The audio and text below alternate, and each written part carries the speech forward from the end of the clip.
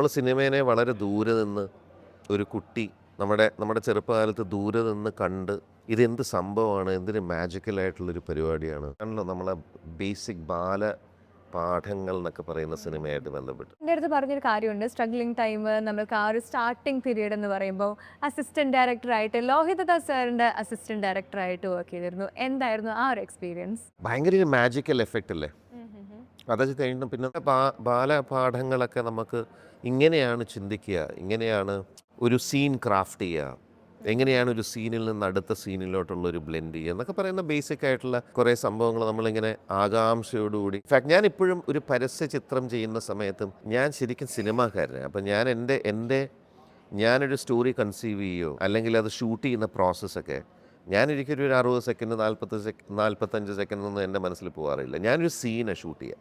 Okay. ഇപ്പോൾ സിനിമയിൽ എങ്ങനെയാണ് ഒരു സീനിൽ നമ്മൾ സ്റ്റേ ചെയ്യുന്ന പോലെ തന്നെ അങ്ങനെ അത് സീൻ മുഴുവൻ കവർ ചെയ്യും. ഡ്യൂറേഷൻ്റെ ഇഷ്യൂ ഉള്ളൂ. പക്ഷേ ആ ഷൂട്ട് ചെയ്യുന്ന സമയത്തുള്ള പ്രോസസ്സാണ് ഏറ്റവും ഇൻട്രസ്റ്റ്. അപ്പോൾ ഞാൻ ഇപ്പോഴും സിനിമ പോലെയാണ് ചെയ്യുന്നത്. എല്ലാ എൻ്റെ ഫിലിംസും കമേഴ്ഷ്യൽസ് ഞാൻ സിനിമ ഷൂട്ട് ചെയ്യുന്ന പോലെ അവസ്ഥയിലാണ്. അതൊക്കെ അവിടുന്ന് വന്നിരിക്കുന്ന ബേസിക് ഫൗണ്ടേഷനിൽ നിന്ന് ഒരു സ്റ്റോറി ടെല്ലിങ്.